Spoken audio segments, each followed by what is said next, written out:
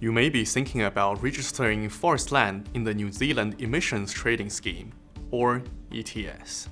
The ETS is an important part of how New Zealand meets its climate change targets. It's based on trading New Zealand units, known as NZUs or units. If you register in the ETS with eligible forest land, you may earn units over time as the forest grows. There are two main kinds of forest land in the ETS, pre-1990 and post-1989 forest land. Pre-1990 forest land includes certain kinds of older forest that was established before the 1st of January 1990. You cannot earn units from pre-1990 forest land. You may have to pay units for deforesting the land. Post-1989 forest land includes forest that was established after 31st of December 1989. If you have post-1989 forest land, you can choose to register in the ETS with this land.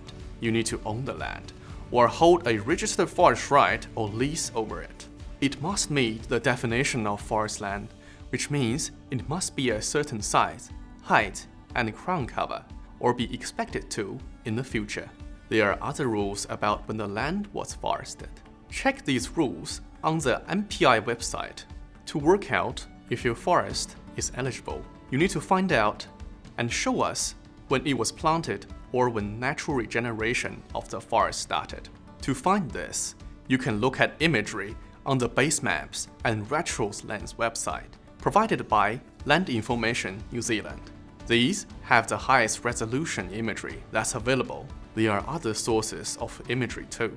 If you can't work out whether you have eligible post-1989 forest land, consider hiring a consultant and asking them for advice. You can also apply for an emissions ruling about your forest land eligibility.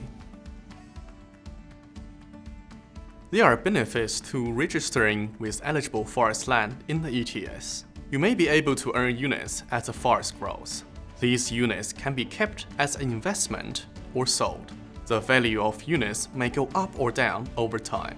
If you want to sell your units, do it through the carbon market.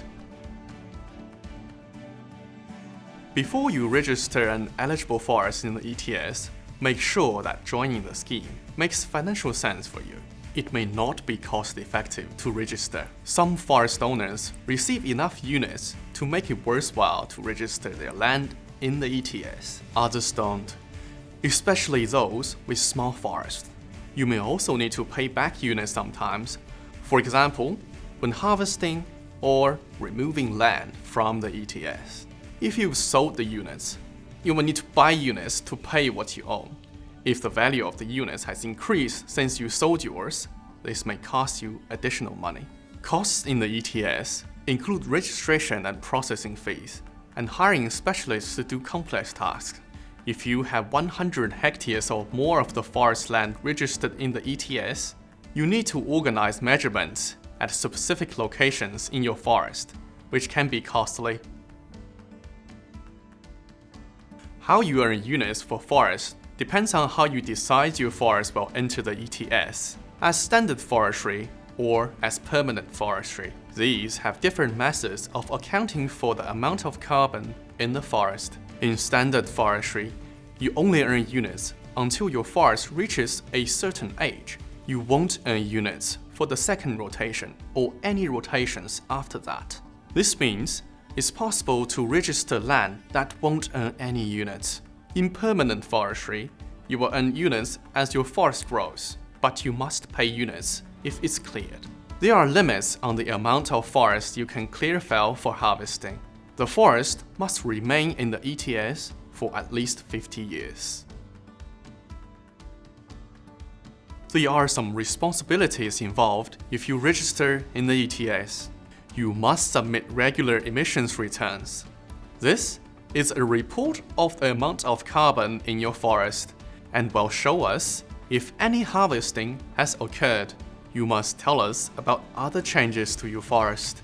For example, if forest land in the ETS is sold or land agreements change, or if any land is not eligible anymore. If you don't meet your legal responsibilities, you could receive a penalty or infringement notice. You may be charged for a fine or a fee. Read more about any of the topics covered in this video on the MPI website.